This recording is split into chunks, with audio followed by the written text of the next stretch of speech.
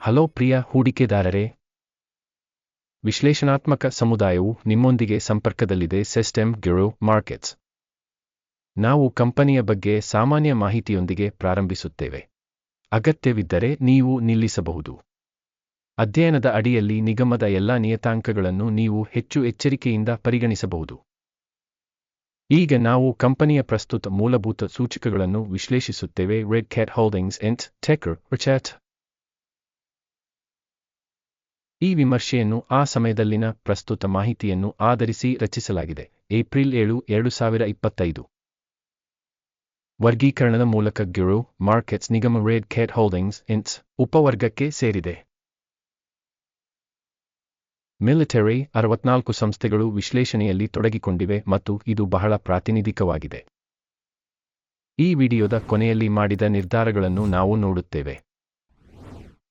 ಅಧ್ಯಯನದಲ್ಲಿರುವ ಕಂಪನಿಯ ಒಟ್ಟಾರೆ ಫಲಿತಾಂಶವು ಈ ಕೆಳಗಿನಂತಿದೆ. 10 ಅಂಕಗಳಲ್ಲಿ 7.5 ಉಪವರ್ಗಕ್ಕೆ ಸರಾಸರಿ ಫಲಿತಾಂಶ 1.8 ಅಂಕಗಳು.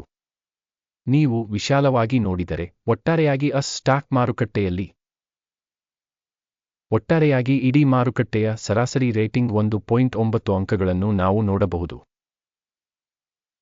ಕಂಪನಿಯ -7.5 ಅಂಕಗಳ ವಿರುದ್ಧ ರೆಡ್ ಕ್ಯಾಟ್ ಹೋಲ್ಡಿಂಗ್ಸ್ ಇಂಕ್.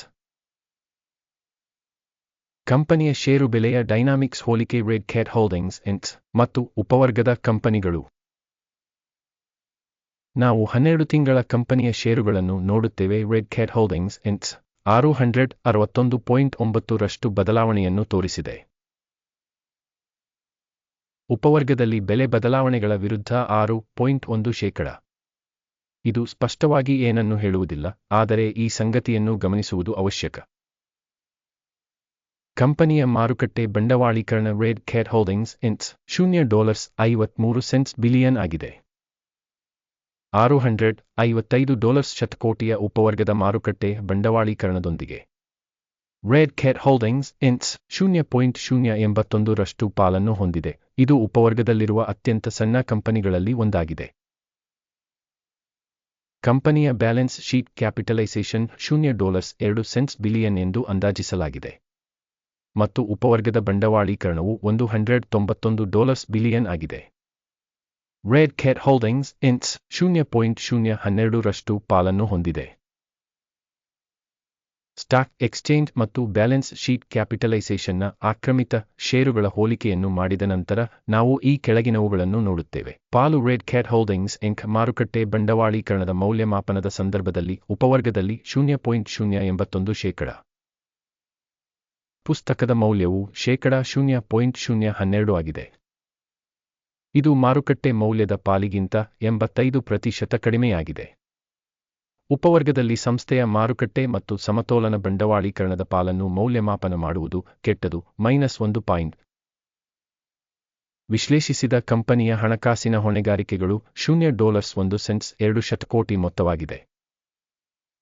ಪುಸ್ತಕದ ಮೌಲ್ಯಕ್ಕೆ ಸಾಲವು ಈಕ್ವಿಟಿಯ 60%. ಕಂಪನಿಯ ಸಾಲದ ಬಾಧ್ಯತೆಗಳಿಗೆ ರೇಟಿಂಗ್ ಸಹನೀಯ 0 ಅಂಕಗಳು. ಕಂಪನಿಯ ಷೇರು ಮಾರುಕಟ್ಟೆ ಮೌಲ್ಯ ಮತ್ತು ಲಾಭದ ಅನುಪಾತವು 0 ಆಗಿದೆ. ಉಪವರ್ಗದಲ್ಲಿ ಸರಾಸರಿ 24.8 ಆಗಿದೆ. ಇದು ಉಪವರ್ಗಕ್ಕಿಂತ ಹೆಚ್ಚು ಕೆಟ್ಟದಾಗಿದೆ. ಉಪವರ್ಗದ ಸಂಸ್ಥೆಗಳಿಗೆ ಹೋಲಿಸಿದರೆ ಲಾಭ ಸೂಚಕಗಳಿಗೆ ಮಾರುಕಟ್ಟೆ ಬೆಲೆಯ ಮೌಲ್ಯಮಾಪನ ತುಂಬಾ ಕೆಟ್ಟದು -2 ಅಂಕಗಳು. ಕಳೆದ 12 ತಿಂಗಳ ಲಾಭ $38 ಮಿಲಿಯನ್. ಮುಂದಿನ 12 ತಿಂಗಳ ಫಾರ್ವರ್ಡ್ ಗಳಿಕೆಗಳು ತಿಳಿದಿಲ್ಲ. ಇದು ಕಂಪನಿಯ ಬೆಲೆಗೆ ಅತ್ಯಂತ ಕೆಟ್ಟದಾಗಿದೆ. ಉಪವರ್ಗದ ಕಂಪನಿಗಳಿಗೆ ಹೋಲಿಸಿದರೆ ನಿರೀಕ್ಷಿತ ಭವಿಷ್ಯದ ಲಾಭ ಸೂಚಕಗಳ ಮೌಲ್ಯಮಾಪನ ಕೆಟ್ಟ -1 ಪಾಯಿಂಟ್. ಕಂಪನಿಯ ಬೆಲೆ ಮತ್ತು ಆದಾಯದ ಅನುಪಾತವು 32.2 ಆಗಿದೆ. ಉಪವರ್ಗದ ಸರಾಸರಿಯು 1.7 ಆಗಿದೆ. ಇದು ಉಪವರ್ಗಕ್ಕಿಂತ 1794% ಹೆಚ್ಚಾಗಿದೆ. ಉಪವರ್ಗದಲ್ಲಿನ ಕಂಪನಿಗಳ ಸೂಚಕಗಳಿಗೆ ಹೋಲಿಸಿದರೆ ಅದರ ಆದಾಯಕ್ಕೆ ಷೇರು ವಿನಿಮಯ ಮೌಲ್ಯದ ಮೌಲ್ಯಮಾಪನ ಕೆಟ್ಟದು -1 ಪಾಯಿಂಟ್. ಕಳೆದ 12 ತಿಂಗಳ ಆದಾಯ $20 ಮಿಲಿಯನ್. ಮುಂಬರುವ 12 ತಿಂಗಳುಗಳ ನಿರೀಕ್ಷಿತ ಆದಾಯ ತಿಳಿದಿಲ್ಲ. ಮತ್ತು ಇದು ಕಂಪನಿಗೆ ಅತ್ಯಂತ ಕೆಟ್ಟದು. ಉಪವರ್ಗದಲ್ಲಿನ ಕಂಪನಿಗಳ ಸೂಚಕಗಳಿಗೆ ಹೋಲಿಸಿದರೆ ನಿರೀಕ್ಷಿತ ಭವಿಷ್ಯದ ಮಾರಾಟದ ಪರಿಮಾಣಗಳ ಮೌಲ್ಯಮಾಪನ ಕೆಟ್ಟದು -1 ಪಾಯಿಂಟ್. ಅಂಚು -232.9%, ಉಪವರ್ಗದಲ್ಲಿ ಸರಾಸರಿ 6.8%. ಉಪವರ್ಗದ ಸರಾಸರಿ ಮತ್ತು ಕಂಪನಿಯ ಕಾರ್ಯಕ್ಷಮತೆಯ ನಡುವಿನ ವ್ಯತ್ಯಾಸವು 239.8%. ಉಪವರ್ಗದಲ್ಲಿನ ಸೂಚಕಗಳೊಂದಿಗೆ ಹೋಲಿಸಿದರೆ ಮಾರಾಟದ ಅಂಚುಗಳ ಮೌಲ್ಯಮಾಪನ ಸಹನೀಯ -0.5 ಅಂಕಗಳು. ಉಪವರ್ಗದ ಸಿಬ್ಬಂದಿಗಳ ಸಂಖ್ಯೆಗೆ ಸಂಬಂಧಿಸಿದಂತೆ ಕಂಪನಿಯ ಪಾಲು 0.009%. ಇದು ಮಾರುಕಟ್ಟೆ ಬಂಡವಾಳೀಕರಣದ ಪಾಲುಗಿಂತ 800% ಕಡಿಮೆಯಾಗಿದೆ. ಮತ್ತು ಇದು ಕಂಪನಿಯ ಷೇರು ಮಾರುಕಟ್ಟೆ ಮೌಲ್ಯದಲ್ಲಿನ ಅಸಮತೋಲನವನ್ನು ತೋರಿಸುತ್ತದೆ. ರೆಡ್ ಕ್ಯಾಟ್ ಹೋಲ್ಡಿಂಗ್ಸ್ ಇನ್ಸ್ ಬದಲಿಗೆ ಮರುಮೌಲ್ಯಮಾಪನದ ಕಡೆಗೆ. ಪ್ರತಿ ಕಂಪನಿಯ ಉದ್ಯೋಗಿಗೆ ಮಾರುಕಟ್ಟೆ ಬಂಡವಾಳದ ಮೊತ್ತವು $5,937ಗಳಿಗೆ ಸಮಾನವಾಗಿರುತ್ತದೆ. ಮತ್ತು ಉಪವರ್ಗದಲ್ಲಿ $646,000ಗಳಿವೆ. ಉಪವರ್ಗದ ಸರಾಸರಿ ಮತ್ತು ಕಂಪನಿಯ ಕಾರ್ಯಕ್ಷಮತೆಯ ನಡುವಿನ ವ್ಯತ್ಯಾಸವು 819%. ಉಪವರ್ಗದಲ್ಲಿನ ಸೂಚಕಗಳಿಗೆ ಹೋಲಿಸಿದರೆ ಪ್ರತಿ ಉದ್ಯೋಗಿಗೆ ಬಂಡವಾಳದ ಮೊತ್ತದ ಮೌಲ್ಯಮಾಪನ ಸಹನೀಯ 0 ಅಂಕಗಳು.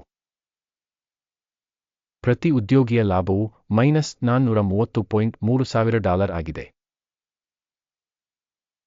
ಉಪವರ್ಗಕ್ಕೆ ಸರಾಸರಿ $26.1 ಮತ್ತು ಉಪವರ್ಗದ ಸರಾಸರಿ ಮತ್ತು ಕಂಪನಿಯ ಕಾರ್ಯಕ್ಷಮತೆಯ ನಡುವಿನ ವ್ಯತ್ಯಾಸವು 550%. ಉಪವರ್ಗದಲ್ಲಿನ ಕಂಪನಿಗಳ ಸೂಚಕಗಳಿಗೆ ಹೋಲಿಸಿದರೆ ವೈಯಕ್ತಿಕ ಉದ್ಯೋಗಿಗೆ ಲಾಭದ ಅಂದಾಜು ಸಹನೀಯ -0.5 ಅಂಕಗಳು. ಕಂಪನಿಯ ಪ್ರತಿ ಉದ್ಯೋಗಿಗೆ ಆದಾಯದ ಪಾಲು $184,000.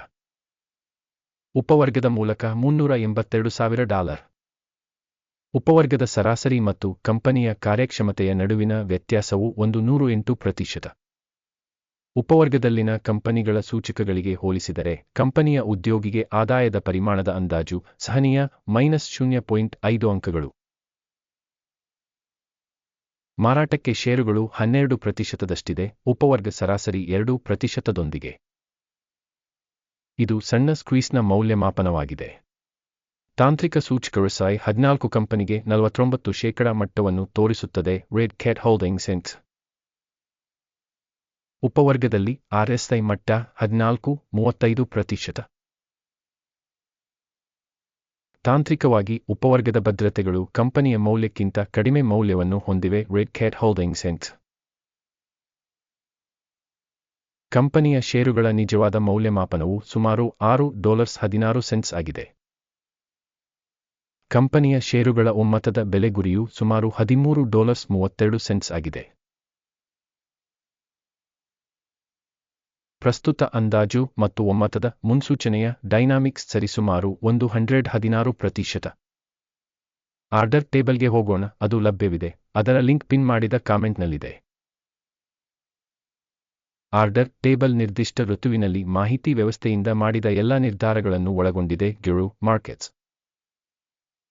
ಆರ್ಡರ್ ಟೇಬಲ್ಗೆ ಪ್ರವೇಶ ಉಚಿತ ಮತ್ತು ಉಚಿತ. ಪಿನ್ ಮಾಡಿದ ಕಾಮೆಂಟ್ನಲ್ಲಿ ಲಿಂಕ್.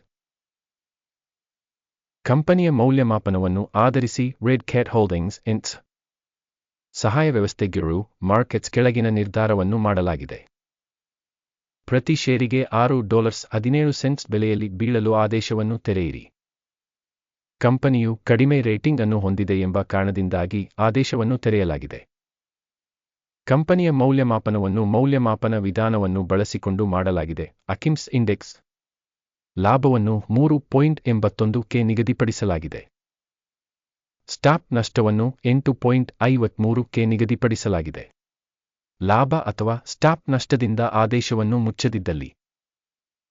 ನಂತರ ಮೇ 07, 2025 ರಂದು ವಹಿವಾಟಿನ ಫಲಿತಾಂಶಗಳ ಆಧಾರದ ಮೇಲೆ ಆದೇಶವನ್ನು ಸ್ವತಂತ್ರವಾಗಿ ನಿಗದಿಪಡಿಸಲಾಗಿದೆ. ಅಥವಾ ಈ ದಿನಾಂಕದ ಹಿಂದಿನ ಕೊನೆಯ ವಹಿವಾಟಿನ ದಿನದಂದು. ಟಿಕ್ಕರ್ ಗಡ್ ಮುಖ್ಯ ಖರೀದಿ ಆದೇಶವಾಗಿದೆ.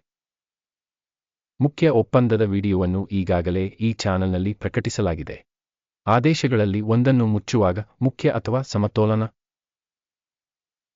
ಎರಡನೇ ಆದೇಶವನ್ನು ಪ್ರಸ್ತುತ ಮಟ್ಟದಲ್ಲಿ ನಿಗದಿಪಡಿಸಲಾಗಿದೆ.